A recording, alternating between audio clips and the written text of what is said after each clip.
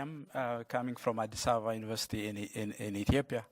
I was actually, I had my specialty training in the UK, part of it from King's College London, and part of it at Cardiff, including part of my research training. So I kind of feel I bridge King's and Abebaw University or Ethiopia. Abebaw University's partnership with King's, at least the bit I know, goes back to about 20 years. And personally, I feel extraordinarily honored to have had this association with King's College London. Of course, when I started my initial link with King's College London, I didn't know what to expect. And I was a junior doctor who came for some clinical training. And my plan was to hang around for 2 years, do my clinical training, and go back. So one opportunity opened another opportunity opened another. And then we met with Professor Martin Prince in 2003. And that led to many more opportunities. To give myself as an example, of course, so when I left back to Ethiopia, again, another unknown, some 10 years ago, I had lots of ambitions. But what had happened, I think, is beyond my ambitions. Currently, I lead many projects. I am involved in training the next generation leaders within my university. I'm also privileged to be engaged in policy, especially relevant to mental health and related things. Specific examples of projects. For example, one of the large projects is called Prime. It's led from South Africa, and I lead the Ethiopia bit of Prime. So for the first time, we started providing a fully integrated mental health care that's accessible for 180,000 people. Most of the patients with psychosis and epilepsy, about 80% of them are receiving care, including children. And that's a transformative program, I would say. Another program called Ideas, because in the Prime project, we had problem detecting depression. We managed to develop another program supported by the Medical Research Council and DFID, and that's specifically to improve detection of depression in primary care. And that, of course, goes to the philosophy of leaving no one behind. The third example, there are many projects we run together with my colleagues here. One example I have to give is called CDT Africa. And in CDT Africa, this is a World Bank program we run jointly. King's College London is a knowledge partner, as well as Barratt and Sussex Medical School in the UK. In this program, we are more thinking, rather than thinking in a project terms, we're thinking about addressing critical development challenges in Africa. So CDT Africa is a more regional program that works to improve access to medicines, vaccines, and diagnostics. And recently, our department is being considered, in fact, it's almost at the final stages, to be a WHO collaborating center for training and research. And this is, possible because of our ongoing collaboration and effective research and training programs in Ethiopia. And just one more program to mention is Amari program. It's a Delta's Wellcome Trust supported program that supports PhD trainees and postdoc trainees. And the goal of all this is to support development of the next generation leaders in Ethiopia and in Africa. It's an African program, actually. And I credit King's College London for this, and I have several reasons for this, of course. King's College London has been a knowledge partner, and specifically in terms of our partnership, I would say our partnership has been one of equals. So we set the agenda, we lead the agenda, we share the agenda, we jointly lead the agenda. And the shared leadership is the other thing. Although vision is extremely important, I think compassion comes across our partnership and relationship. And I think compassion is extremely important in a North-South partnership. Respect, commitment to each other is also very important.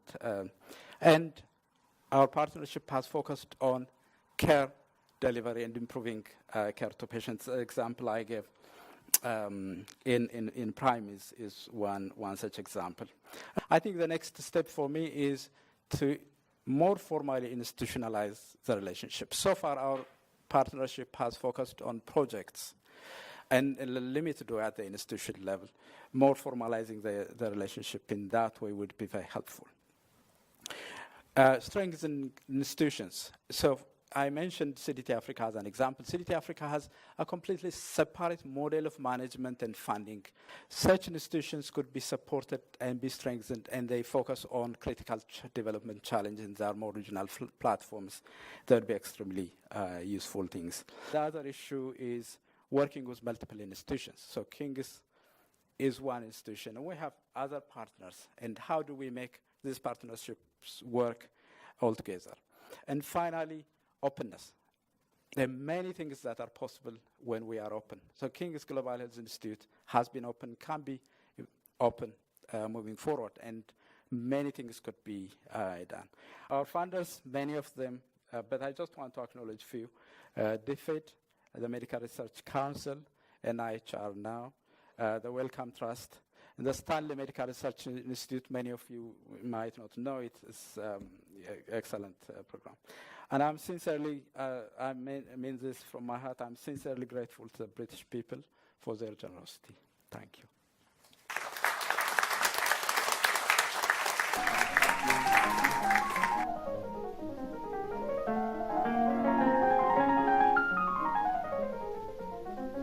Thank you.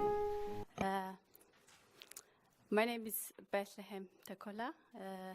I'm a postdoc at King's Skies campus. I work with Dr. Rosa Hoekstra and my colleagues in Ethiopia to adopt and pilot the World Health Organization's Parent Skills Training Program for caregivers of children with developmental disorders in Ethiopia. I was born and raised in Addis Ababa, Ethiopia. After I completed my master's degree in social anthropology at Addis Ababa University, I came to the UK at the beginning of 2006 to pursue my PhD in the Department of Psychology at the University of Bath. In 2012, when an opportunity came to work on a project about autism and other developmental disorders in Ethiopia, I was really excited for a combination of reasons. Influenced by my personal experiences, I lost both of my parents at an early age before I joined secondary school. And I went to school in one of the poorest neighborhoods in Addis Ababa. So I have always been interested in understanding the experiences of disadvantaged and vulnerable people and trying to improve their lives.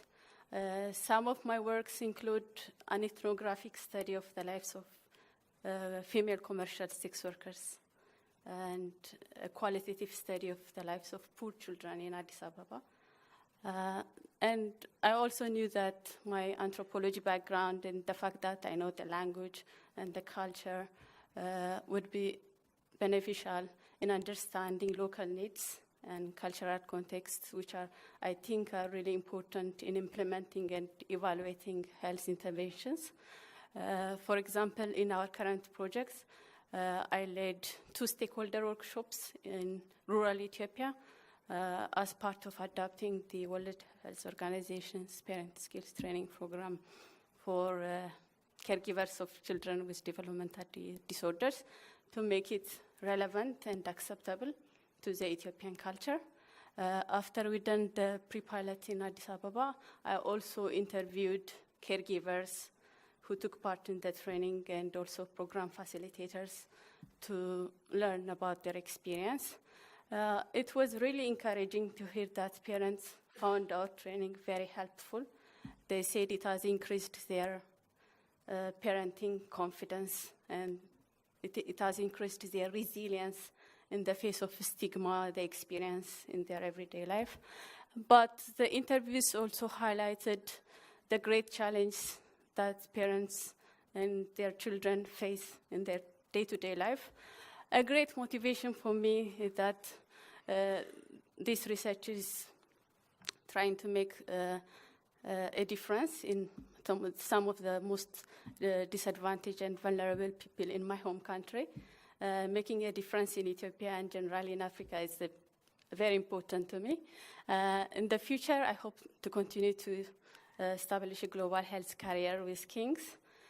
King's Global Health Institute has been giving me opportunity in terms of connecting with other researchers, because it brings together researchers from other multiple disciplinary backgrounds. As Professor Abebaw mentioned, there has also been a long-standing relationship between Addis Ababa University and King's, and our research has benefited a lot from that. Thank you.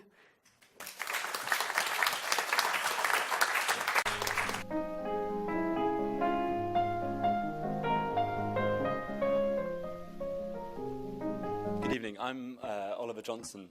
So I recently turned 32, which means I've actually been involved in global health at King's for nearly half my life.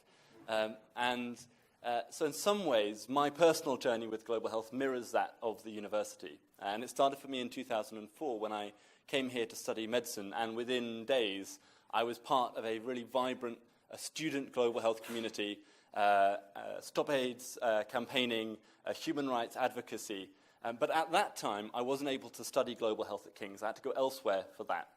So when I came back to King's to finish my medical degree, I was determined to try and change that. And I linked up with a surgeon I had heard of in the audience, Andy Leather, who at the time was leading a team of volunteers working to support the government of Somaliland to help rebuild their health system after the Civil War. And we worked together to trawl across the university to try to find academics who could contribute to designing that course, from social scientists to parasitologists. And in 2010, Andy became director of the new Centre for Global Health, and I decided not to do my medical internship, but to become a teaching fellow and run the first year of the integrated BSc. And it was one of the best years of my life, working with 20 medical students from across the UK who were incredibly enthusiastic, sometimes exhaustingly so, about international health and social justice. And it wasn't the first course of its kind in the UK, but it was quite distinctive because we were able to put the experiences from the partnership in Somaliland right at the centre of the teaching of students here in the UK. So as the centre grew and we launched our master's programme, we were interested in setting up a second partnership, and we had a lot of interest from colleagues in Sierra Leone. It's where I'd spent my medical elective. And I approached King's, specifically actually approached Robert Leckler, to ask for permission for me to move out to Freetown, as for me to be director of the newly minted King's Sierra Leone partnership. And King's took a chance on us, and so I moved out, and within about a year we had a half-dozen team of volunteers, medics, pharmacists, managers, nurses, embedded in the main medical school, the main teaching hospital, and the Ministry of Health, working on a range of programs like supporting the medical school to introduce OSCE exams, supporting the emergency department to develop a triage system, and working with the ministry on developing a health workforce strategy. So that was the situation we found ourselves in as quite a young fledgling team in March 2014, when the news first came of an outbreak of Ebola in a remote forest region of neighbouring Guinea. And as really a tsunami of cases swept into Sierra Leone and down through the country towards Freetown, we faced a choice, whether to pack our bags and evacuate, or whether to stay and stand shoulder to shoulder with these colleagues as they weathered the storm. And again, King's took a chance on us and we stayed. And over the following 18 months, we opened 6 Ebola holding units that collectively managed over 1,200 Ebola patients, as well as setting up the Freetown Command Centre, which coordinated ambulances and patients across the city.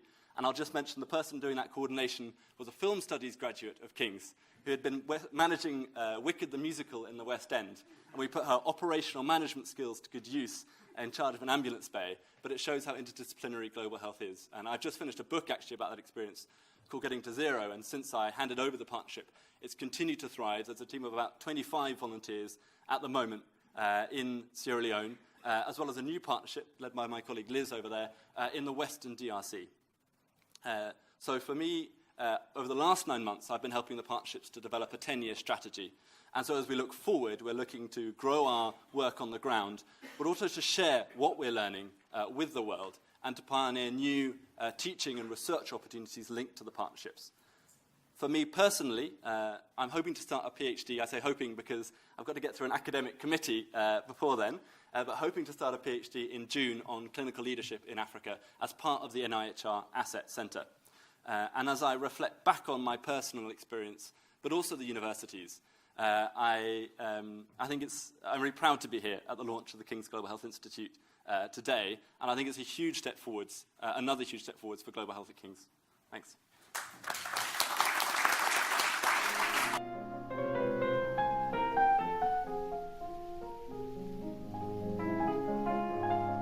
Good evening. Thank you very much for this opportunity. I'd like to start by grabbing your attention with this. It's a device that we're planning to use to save babies' lives in sub-Saharan Africa. But before I get to this, I'll tell you a little bit about my journey.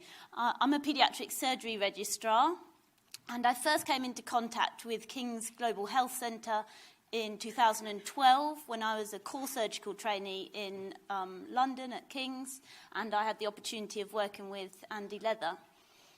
At that point, I became the surgical lead for the King's Somaliland Partnership, a position that I still hold today. Then in 2016, I had the opportunity of returning to King's to undertake the Masters in Global Health with Global Surgery. My research during that year involved establishing the PEDSurg Africa research collaboration, consisting of 220 children's surgical care providers across sub-Saharan Africa, collectively undertaking the largest prospective cohort study of children's surgery in that region of the world. It highlighted huge disparities in outcomes in terms of children's surgical care. One condition that particularly stood out was gastroschisis. This is a condition where the baby is born with the intestines on the outside at birth. In sub-Saharan Africa, the mortality is above 75%, indeed up to 100% in some tertiary paediatric surgery centres, compared to less than 4% in high-income countries. So I've since been awarded a Wellcome Trust Clinical PhD Fellowship in Global Health that I'm undertaking at King's Centre for Global Health and Health Partnerships. We're working with the implementation science team to undertake a multi-centre interventional study aimed at improving survival from gastroschisis in sub-Saharan Africa. This is in fact a preformed silo. So instead of babies having, with gastroschisis, having to have emergency surgery and an anaesthetic on the first day of life when they're so sick, which is extremely high risk, instead we can focus on resuscitation, and the bowel is placed in here at the cot side without an anaesthetic, and over a number of days we gradually reduce the bowel. We can then take this out, pull the umbilical cord across, put a tape on the abdomen, and the hole, the defect in the abdominal wall, heals without any surgery. So this is a technique that we've used in high-income countries with great success, and it has the potential to save lives in the low-resource setting. I'm also undertaking a multi-centre prospective cohort study looking at a wider variety of congenital anomalies in low, middle and high-income countries across the globe, and there's more information on the poster in the reception room. So what next? Well, in the future, I hope to be able to gain a position in where I'm 50% working clinically in the NHS and 50% focused academically on global paediatric surgery. Thank you very much.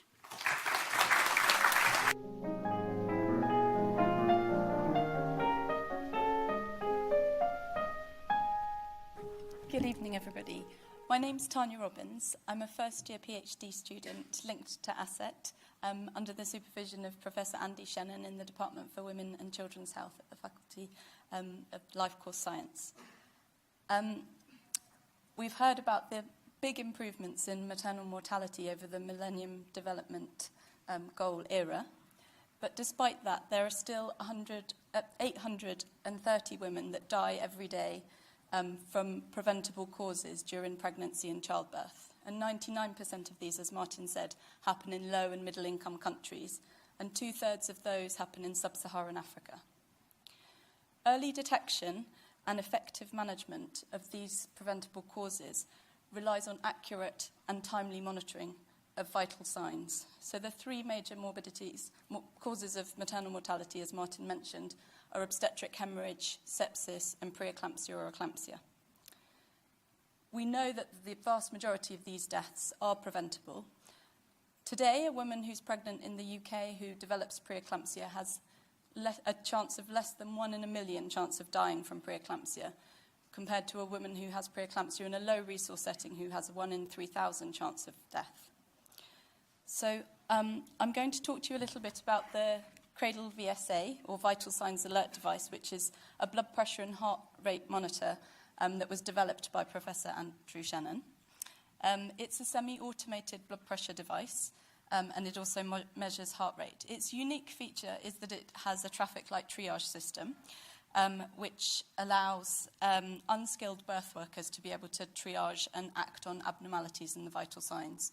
So the device calculates a shock index, which is the heart rate divided by the systolic blood pressure, and will either trigger on the shock index or hypertensive thresholds to give a green, amber or red light, and an up or down arrow depending on what the trigger is.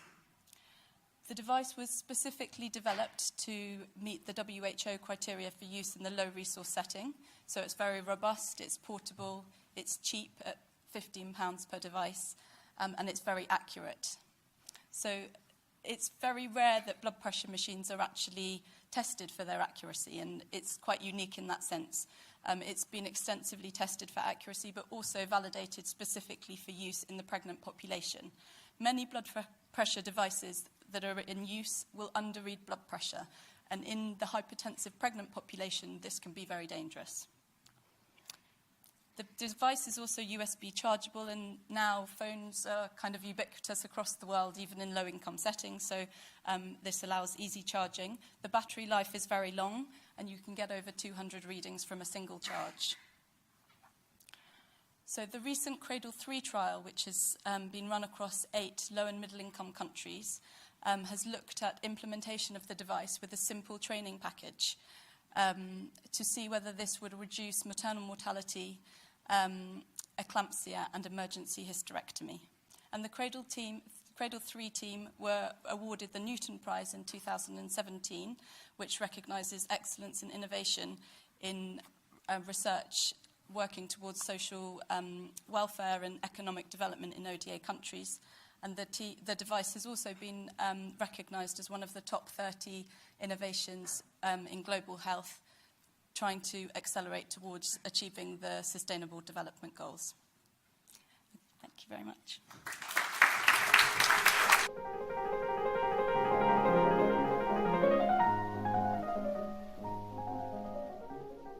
Good evening. My name's Ben, and I'm an exposure scientist. Now, you can imagine with a job title like that, makes for some fairly difficult conversation at parties in response to the question, so what do you do?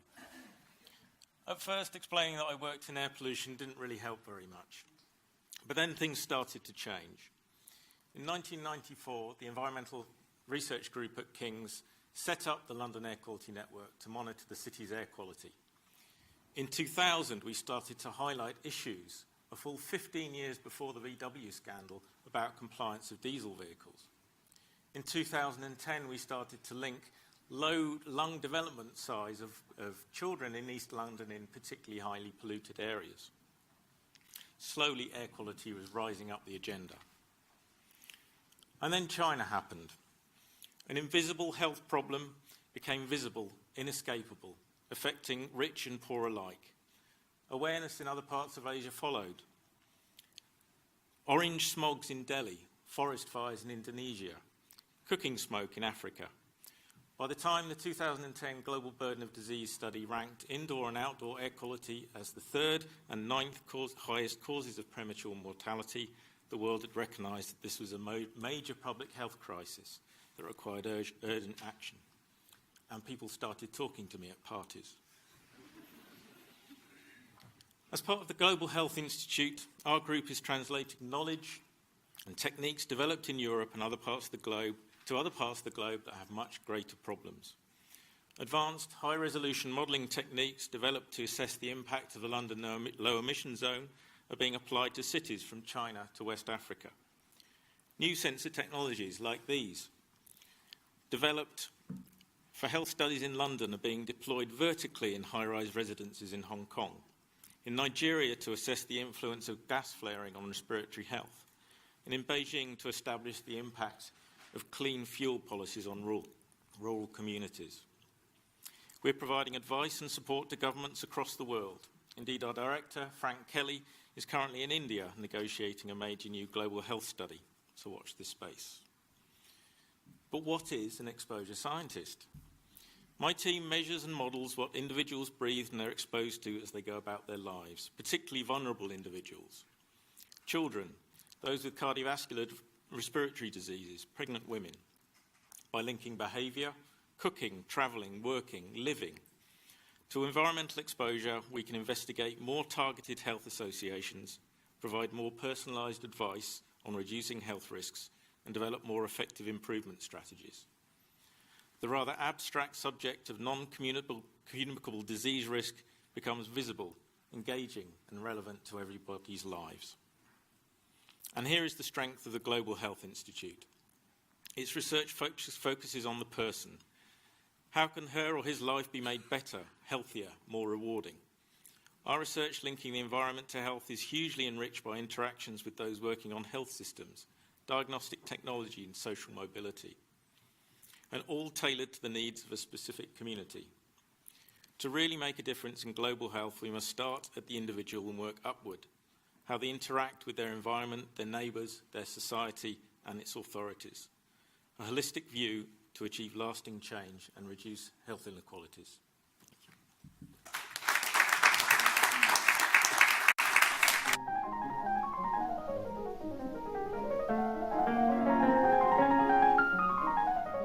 Hi, good evening.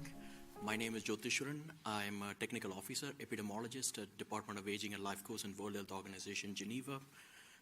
My job rituals involves three things. I develop clinical guideline in WHO, and I try to operationalize the construct that's required for promoting healthy aging in a clinical and community population.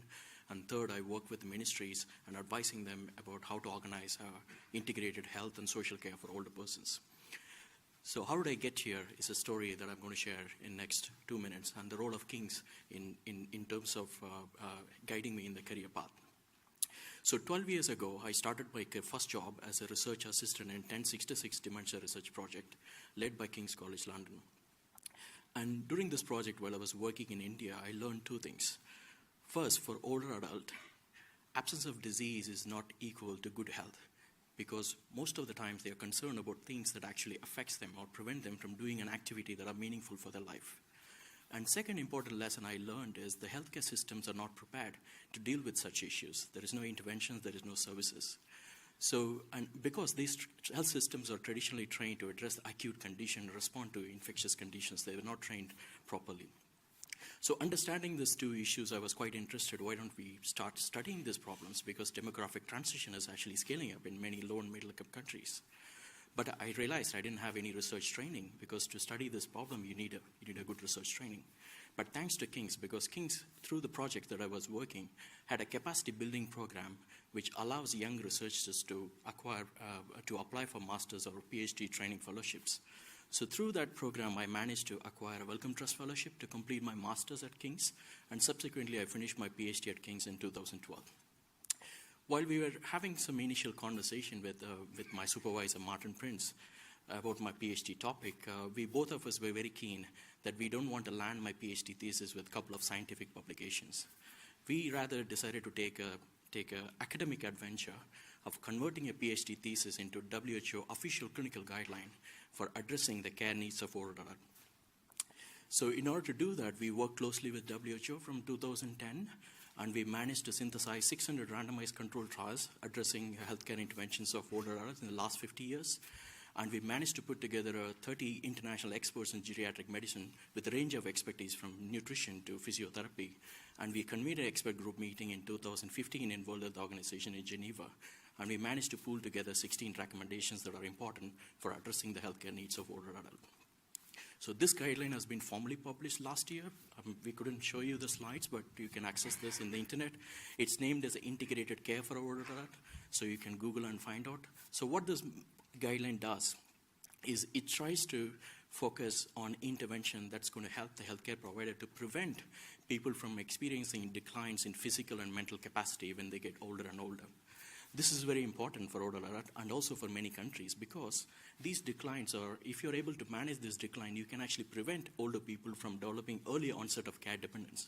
And you can also reduce countries' investment in long-term care costs that are scaling up in many countries. So I'm sure this is unofficial information, but WHO is pushing care dependence as an indicator for monitoring Sustainable Development Goal for Health of Rural Alert. So there will be a formal communication after the World Health Assembly meeting in May, which will be released. All the indicators will be out. So many countries will look forward to implement this guideline if they have to prevent care dependence and show progress with other countries. And we hope to see many countries implementing ICOP guideline that was traditionally developed by kings in an academic environment, has been transported to the WHO for scaling up and for implementation. So I don't think all this is possible without three things. First, if I didn't have an opportunity to work in the dementia project, I cannot dream of having this. Second, good mentorship and leadership from Martin, because unless the PhD supervisor allowed me to do such things, it's not possible to get something done of this sort, of a big scale. And third, if I didn't have an opportunity to work with World Health Organization, because such technical products requires a lot of leadership and political commitment, it's not possible to get this as a scientific product and ask the policymakers to use it. So I wish Martin and his team a good luck for the new initiative, and I hope to collaborate and work with him in the future. Thank you.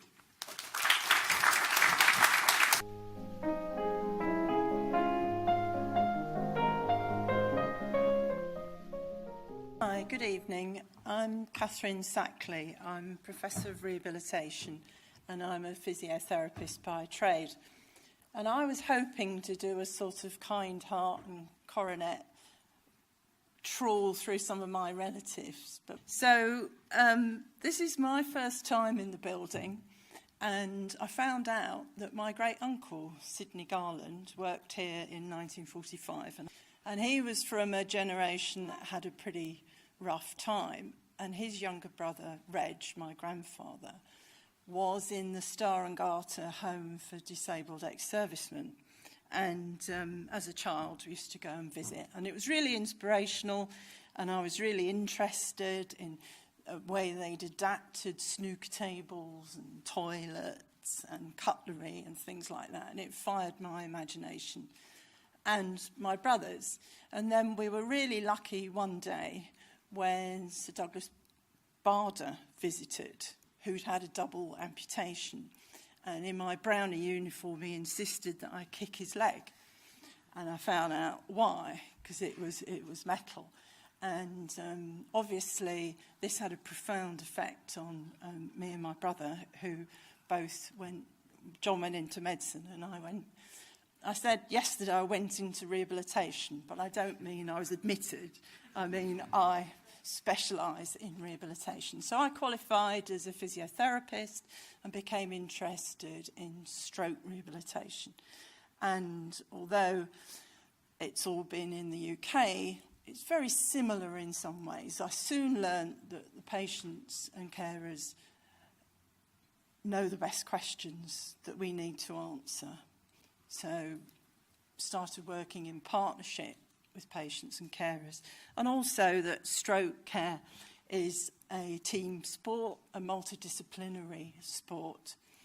And so I've done 30 years looking at rehabilitation and looking at how difficult it is to implement change, to move across agencies from the NHS to social care. And I was lucky enough to come to King's 3 years ago and work with Charles Wolfe, who has a programme of stroke research that is internationally renowned. And so I was able to start looking, since my 3 years at King's, at working internationally. And one of the things I've been involved in is the genocide amputations in Rwanda, and I've worked with Glasgow about that. And then now I'm working with Charles and Dame Caroline Lee-Watkins, who's here as well, to look at stroke care in Sierra Leone. So I've got lots to learn, and I'm really excited about working with a new group of people. Thank you.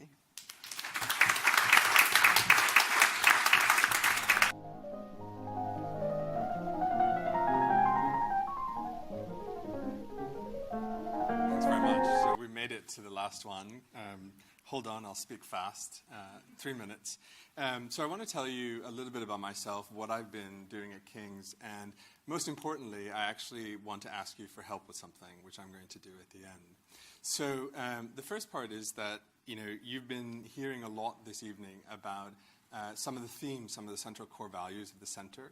So things like true partnership, new models of partnership, collaboration, cooperation, equity, and interdisciplinarity. And so for better or for worse, I'm kind of the poster child for interdisciplinarity. I started off in medicine, then I studied international relations, then I studied public health, then I studied sociology, then I studied political philosophy. So you're laughing. Some people, including my parents, think that this has been an absolute waste of time. And I'll tell you why I've been on this path. And it's specifically about one particular conversation that I had about in the mid-1990s. And so I was working at an organization called Human Rights Watch. And I was in the elevator, and the head of Human Rights Watch gets in the elevator, as happens sometimes. And he turns to me and says, "So what do you do?" And I said, "Well, I'm monitoring the human rights abuses related to the AIDS epidemic in India." And he says, that's really interesting. And then he says, we don't really believe that there's a human right to health. And I was like, this is going to be a bit of a problem. And he says, I'll send you something to read. So he duly sends me an essay by a very famous British philosopher called Isaiah Berlin. And the essay was Two Concepts of Liberty. And so in this essay, Isaiah Berlin argues that we can think about freedom in two ways. One is the kind of negative freedom where people leave you alone. And so that's one kind of freedom. Another kind of freedom is where people are able to be and do something. So they're able to pursue the kind of life that they want to pursue. And so Berlin makes an argument that we should actually, governments and societies should focus on leaving people alone. We shouldn't actually be focusing on the second kind because we don't want to be designing people in particular ways. Yeah? So that we should sort of that. So unfortunately, the human right to health falls under that other kind, not the negative kind. And this is essentially the dividing line between what was sort of communist countries and the Western countries. And for a long time. And this is why Human Rights Watch for a long time didn't think that human right to health was actually a real right or something that we need to do. So what I wanted to do was I wanted to give Isaiah Berlin an answer. I wanted to reply, and I wanted to actually make an argument for the human right to health. So I could have done this in philosophy. But the thing about it is that in my work doing public health and doing AIDS work, the idea is that a philosophical argument might be really good, but to convince people, policymakers, people like you, it has to really align with your expertise, your knowledge, right? So a human right to health has to align with medicine, with public health, with economics, with sociology, and all these other kinds of disciplines. And that's what that whole sort of path has been. And so my final stop was a PhD dissertation at Cambridge, which was making a moral argument for every human being's right to the capability to be healthy. And it was a great time, and it's been doing really well. So it influenced a man called Michael Marmot and the way that he thinks about health inequalities in the world and why we should care. It's influenced the WHO and their concept of healthy aging. And hopefully we're going to do a lot more with it. So in 2013, King's offered the opportunity for me to create a master's in global health and social justice that's interdisciplinary. And so there was, it's something that doesn't come up very often, and so I said yes. And so for a number of years, I've been focusing on building that master's program.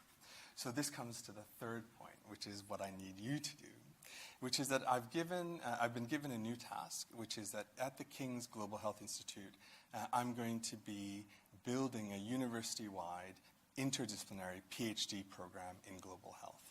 And we're going to have amazing PhD students. We're going to have more of them.